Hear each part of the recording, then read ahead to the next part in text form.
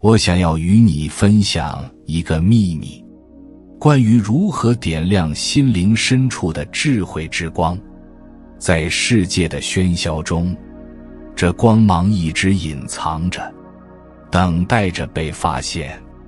它源自远古的生命奥秘，尽管被时间的尘埃覆盖，它的光芒从未熄灭。现在，让我们踏上这段奇妙的旅程，解开心灵的束缚，与生命的本质相遇。要唤醒人生，我们必须首先认识自己的内在智慧。那么，什么是内在的智慧？简而言之，就是我们内在本来就拥有所需的一切。我们之所以常常感到匮乏，是因为被外在的观念所束缚。我们需要做的，就是突破这些外在的束缚，唤醒内在的灵性。正如一位智者所说，牛永远无法直立行走，因为它们天生缺乏这项能力。而我们人类不同，我们拥有无限的潜能。以孩子学习语言为例，这个过程虽然困难重重，但最终他们都能开口说话。为什么？因为语言能力深藏在他们的天赋中，只待时机成熟。同理，我们内在也隐藏着无穷的生命潜能，只要破除外在的束缚，我们都能觉醒灵性，开启生命的焕发之旅。然而问题是，为什么现实中我们的内在潜能难以觉醒？那是因为过多的外在观念将我们重重包围，成为障碍。正如一位哲人所说，带着成人思维的孩子注定难以表达自己。我们必须突破这些障碍，回归内在，方能觉醒生命本真的光芒。那么我们何时才能确认自己原本就拥有所有所需呢？答案是在觉醒的瞬间，在坚信自己内在本来就圆满无缺的时刻。就像爱上一个人，起初不懂得如何去爱，但随着时间的推移，自然而然地学会了爱。就像迫切想要见某个人，无论遇到多少困难，也要努力去见上一面。就像对某件事情充满热情，即使开始时一无所知，随着时间的推移，也会逐渐变得熟练甚至精通。我们为何总是感到匮乏、贫瘠和缺失？因为我们不相信自己内在本自具足，并且被过多的外在制约所束缚。因此，内在的那些潜能始终无法发挥出来。如果我们完全相信自己本自具足，那么也会明白，我们感到匮乏、贫瘠和缺失的根源，实际上来自内在的不相信。如果接下来的话对你有所帮助的话，请在离开前按个赞给我响应，在评论区留下唤醒自己内心的灵性。当我们继续阅读时，或许有人会感到困惑，既然本自具足，为何内心还会感到匮乏？本自具足的意思是，我们天生就拥有掌握某种技能的基础，但这并不意味着我们不需要学习。我们原本就拥有我们所需要的一切，我们所见的一切外在事物，都是我们内在的映射。换句话说，如果我们内在缺少某种东西，或者某种东西不足，那么我们的外在就无法展现出来，或者展现得很少。比如，如果我们不懂如何去爱，那是因为我们心中缺少爱，我们没有见过，也不懂什么是爱。再比如，我们总是感到自卑，那是因为我们的内在缺少让我们自信的东西，缺少了支撑我们内在信心的东西，所以我们的外在才会展现出自卑、懦弱的状态。最近有一句流行的话，你永远无法赚到超出你认知以外的钱，即便一时凭借运气赚到了，最终也会因为实力不足而亏掉。这句话深刻地揭示了内在的富足与外在的贫瘠之间的联系。一旦人们觉醒，他们会改变自己的追求方向，从外在的苦苦追寻转向内心的修养。因为向外寻求就像在大海中寻找淡水，只会让我们越来越渴望，最终陷入迷茫和绝望。而向内寻求则会使我们变得越来越富足。举个例子，有人可能会说自己不幸福，希望得到他人的关爱，但实际上他们越是迎合他人，越是感到自己卑微，越是责怪他人，与他人的关系越疏远。然而当我们不再依赖外界的认可，而是专注于自我学习、成长和自我发展时，我们会发现，那些曾经对我们不屑一顾的人，开始对我们产生了爱意。同时，我们也吸引了更多人的关注和爱慕。有些人总是抱怨自己财富不足，不断思考如何赚钱，结果却越想越穷。这是因为我们经常在外部寻找满足。当我们停止这种外求，而转向内在探索时，我们会不断提升自己。当我们拥有足够的能力，能够解决他人无法解决的问题时，别人自然会愿意为我们提供报酬或寻求合作。在生活中，我们想要得到什么，就必须在内心世界先具备相应的素质，才能够显现和拥有。当我们理解了这个道理，自然而然地培养出真正的自主意识，内心变得更加充实。最终，这些内在的品质通过外在的行为得以体现。很多人喜欢将不幸、坎坷、贫穷和苦难归咎于命运。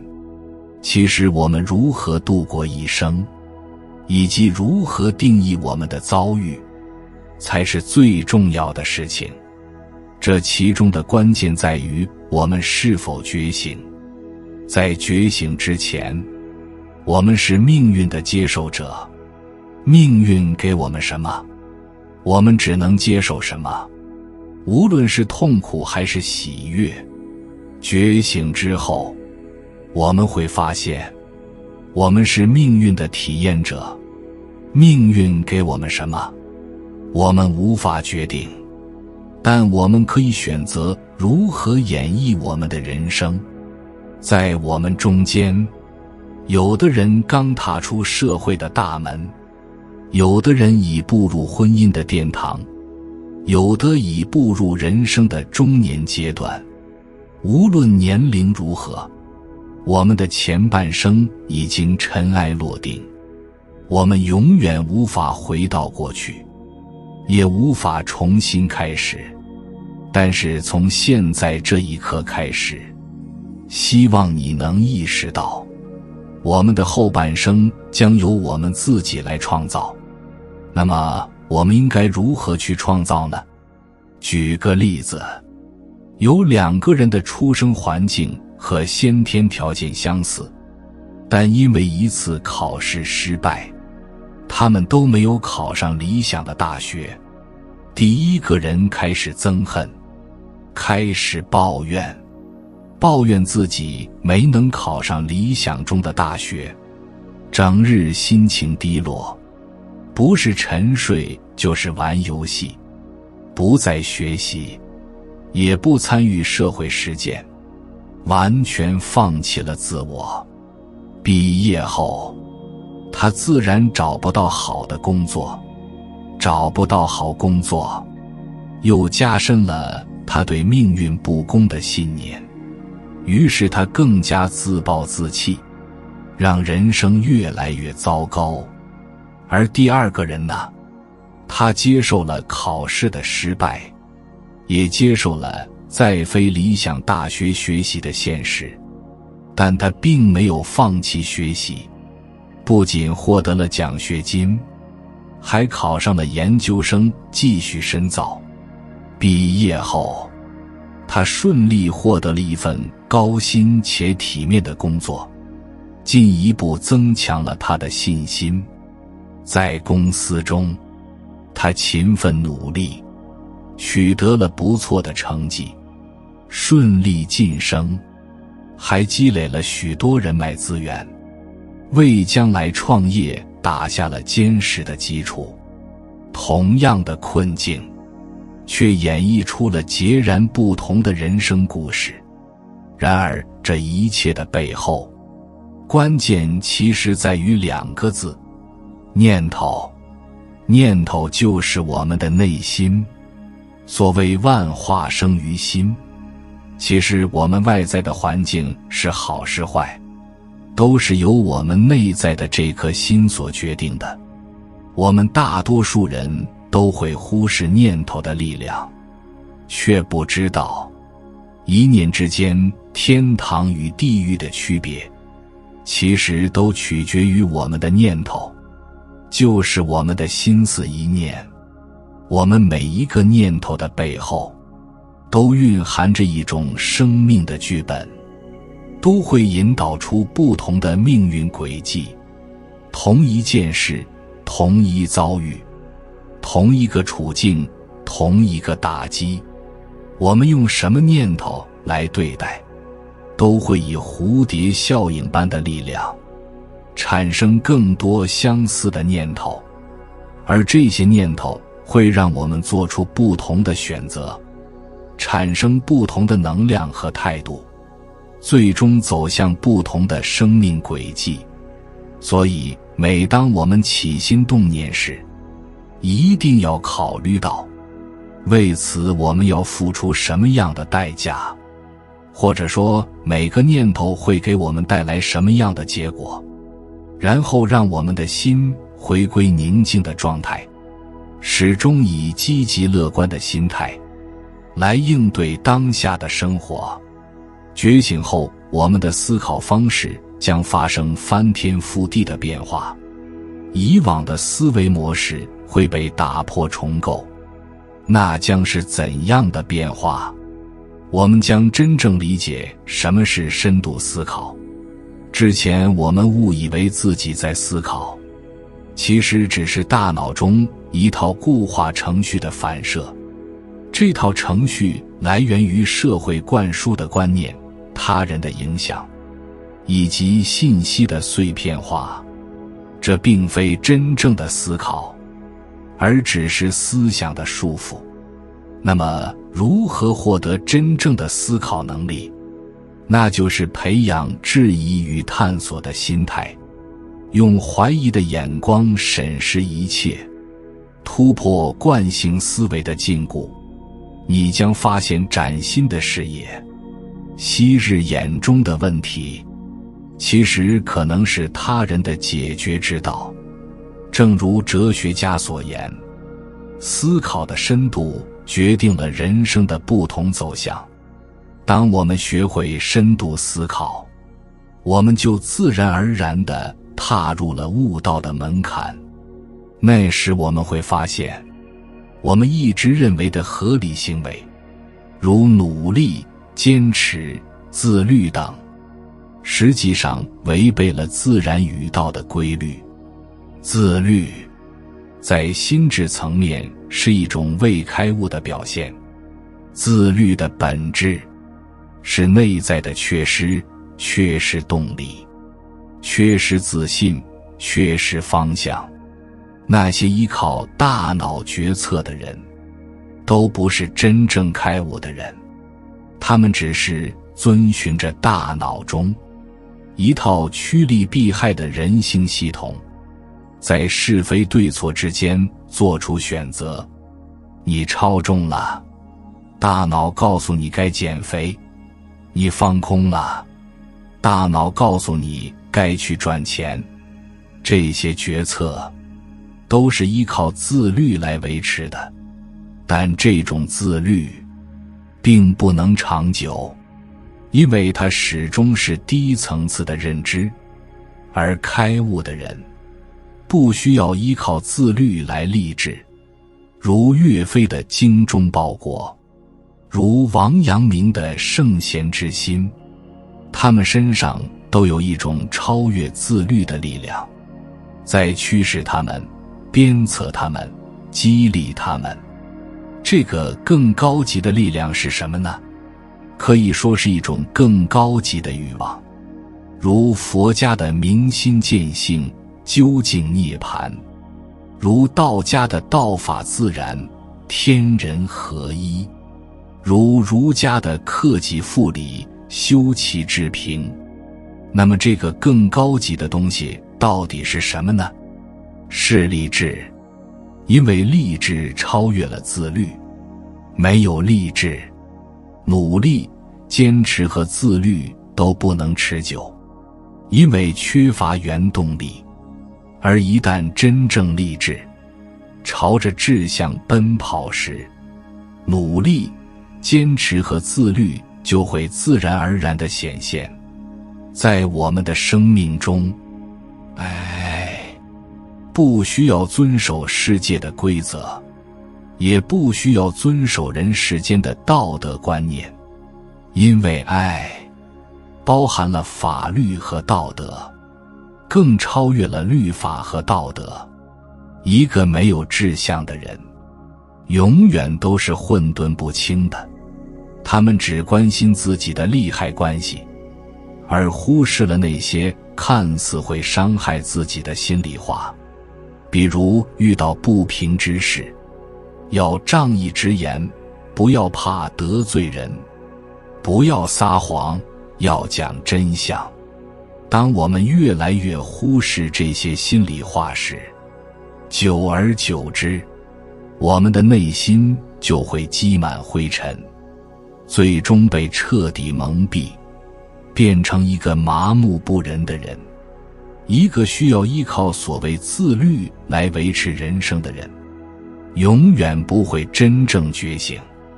面对校园欺凌，自律会告诉他，这与自己无关，高高挂起，心中想的只是，反正自己不是帮凶，即使帮助他人，也可能带来麻烦。遇到同事遭受不公，自律又会告诉他，这不会影响自己的业绩，帮助同事只会给自己带来麻烦。可能有人会说，这样做没有问题，趋利避害嘛，我们帮助他人也改变不了什么，也解决不了什么问题。这正是我们与伟人的区别。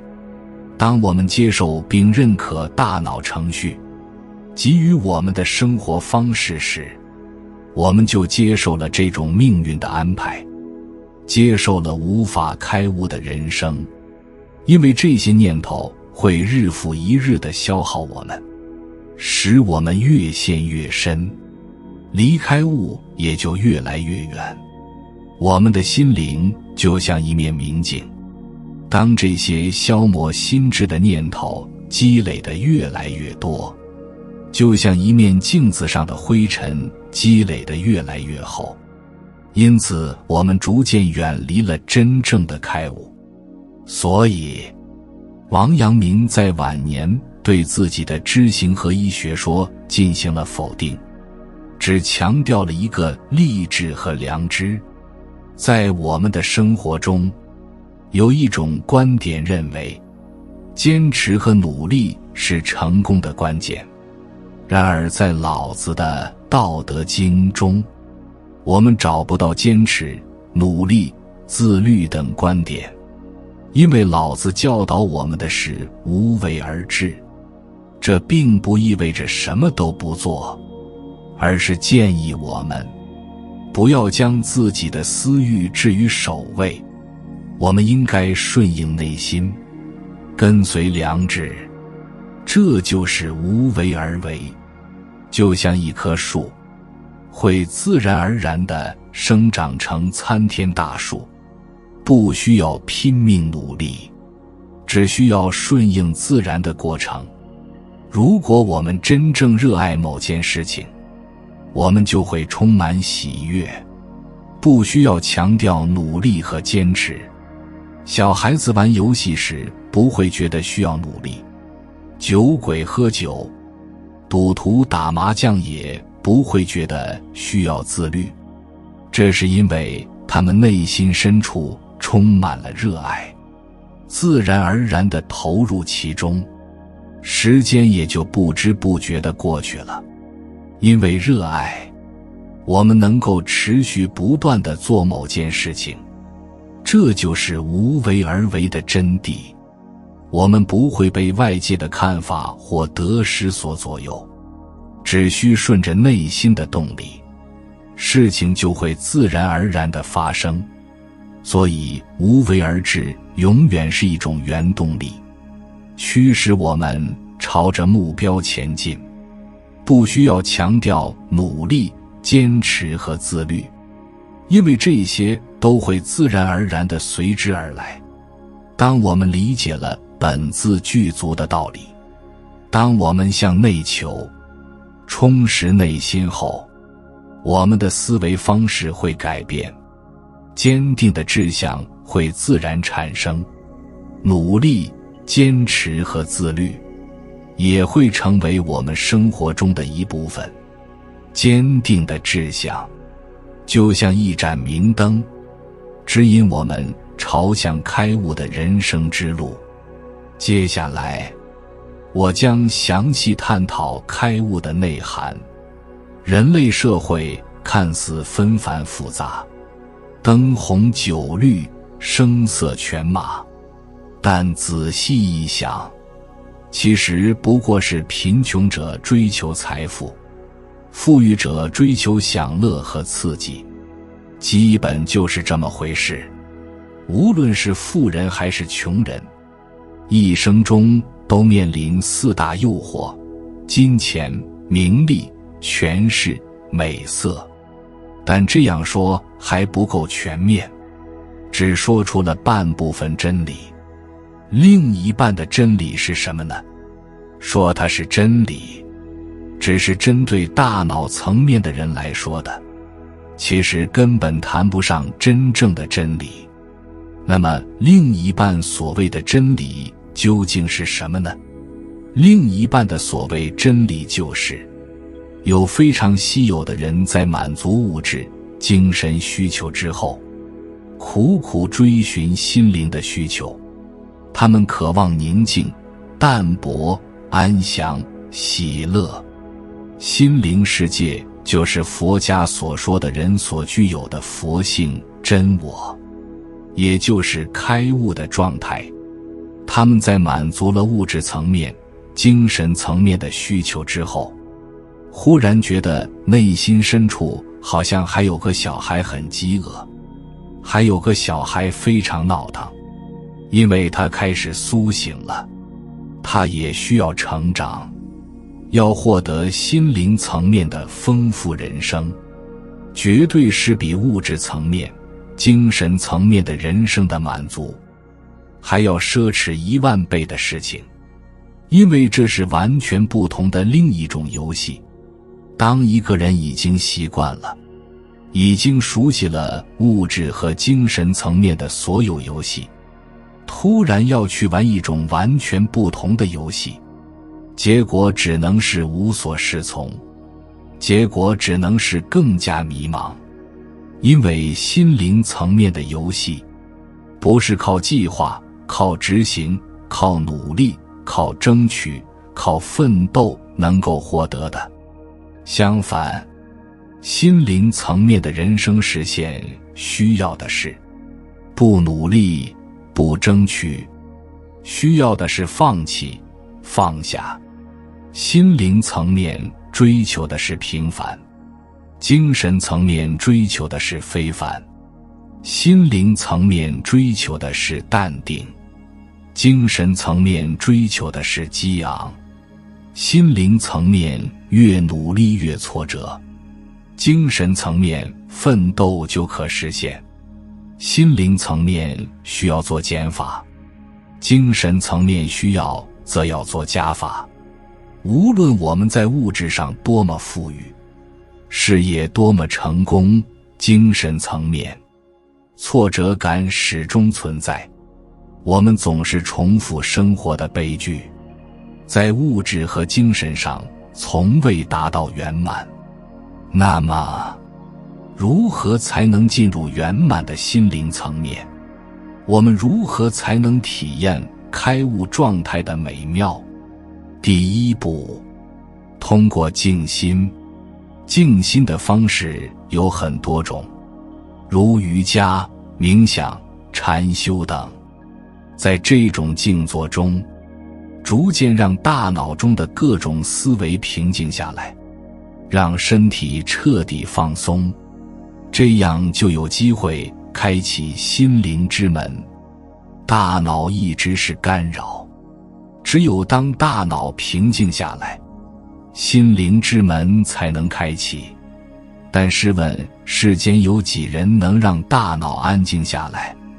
据不完全统计，我们的大脑每秒钟就要处理数万个信息，如此多的信息冲击大脑，如此多的念头在脑海中穿梭，让大脑平静下来绝非易事。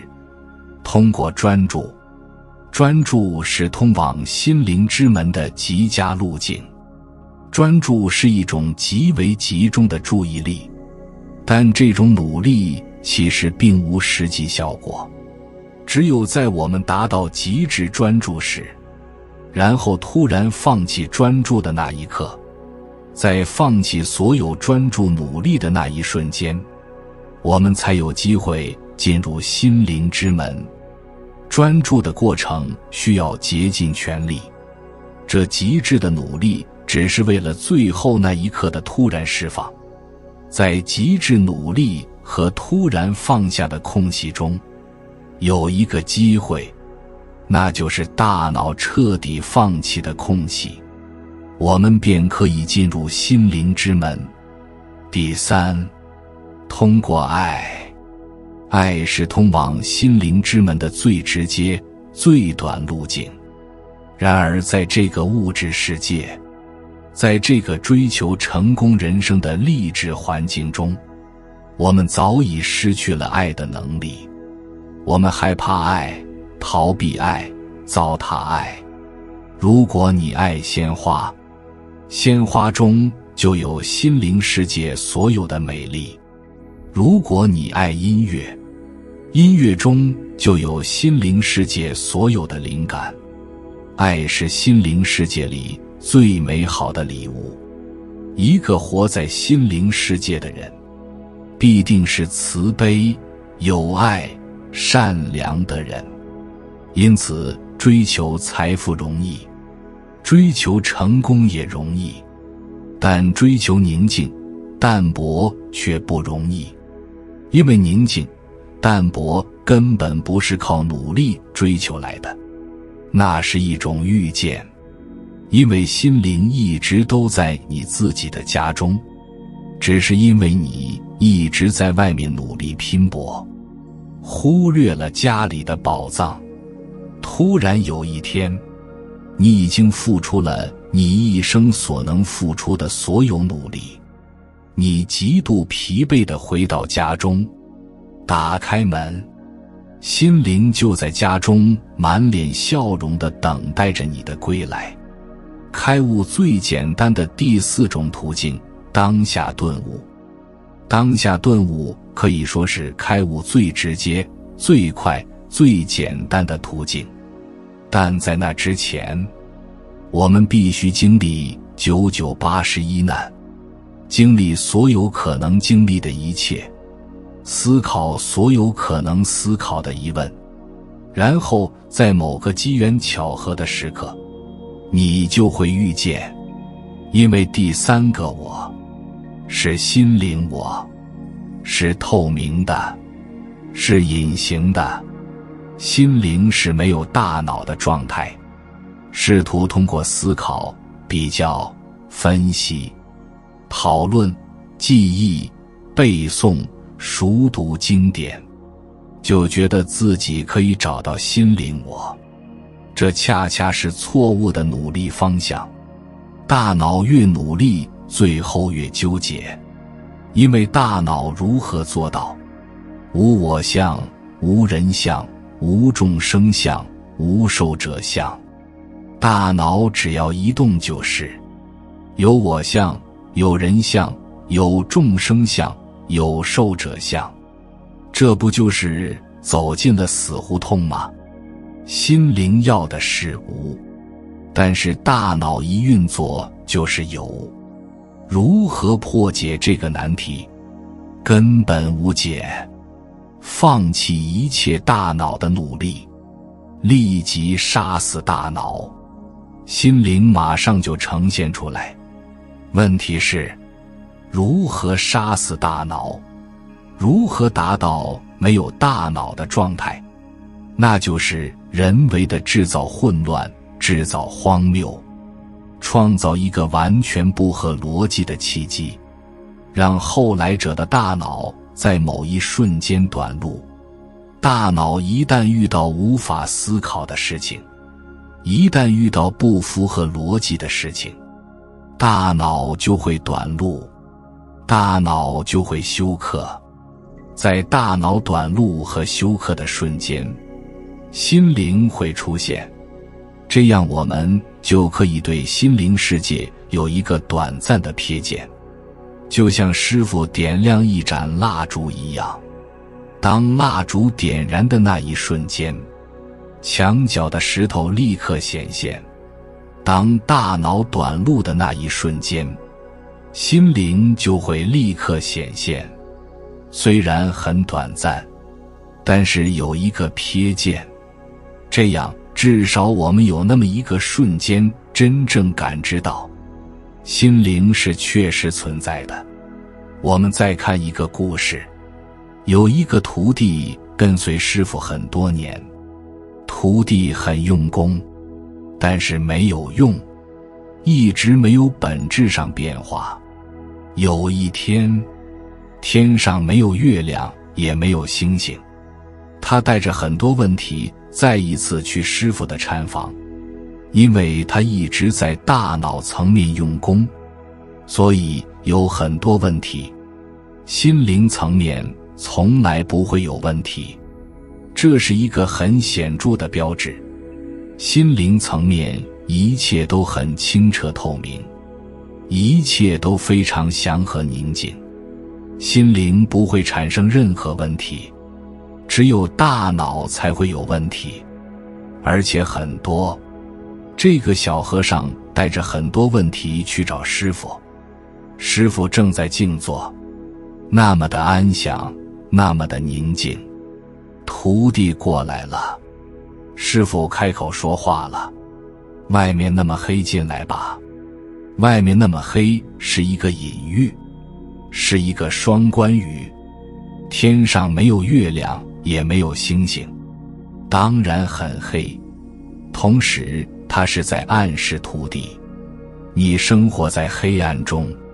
徒弟一直在黑暗中，一直在无明中挣扎。师父非常清楚，一个生活在心灵层面的人，师父一眼就能看出来。徒弟走进去，他不敢打扰师父，静静坐在旁边很久很久。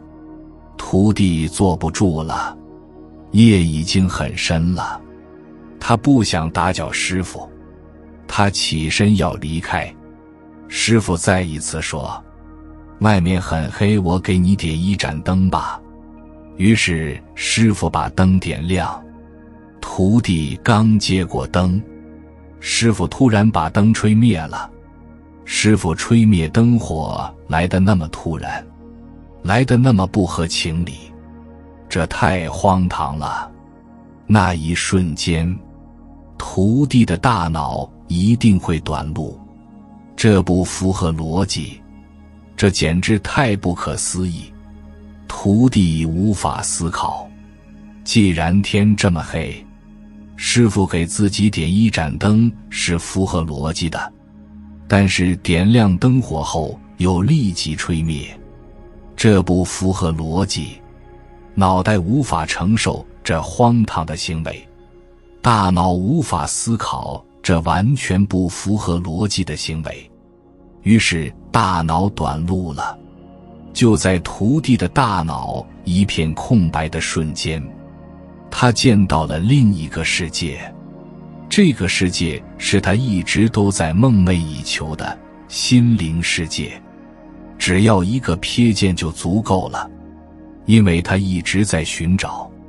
现在他寻找的就在眼前，他内心所有的怀疑消失了，他顿悟了老师的一片苦心。在那一瞬间，徒弟升华了，那个蜕变，那个跳跃发生了，他顿时泪流满面，感激不尽。从我们的身体出发，我们会来到我们的精神世界，这个没有问题。大多数人在一生中都可以走到这个世界，而且目前这个精神世界已经非常拥挤，大多数人还在这个精神世界里结婚生子了，他们在精神世界生活得非常惬意，他们以为人生的终点就是那里。遗憾的是，他们错过了人生中更重要的下一站，那就是从精神世界出发。我们终究会到达下一个更加美丽的世界——心灵世界。心灵世界就是精神世界的一面镜子，精神世界在心灵世界这面清澈的镜子面前一目了然。心灵世界就是一束光，精神世界在这一束光的照耀下通体透明，无处可藏。今天的分享就到这里，希望各位都能早日开悟。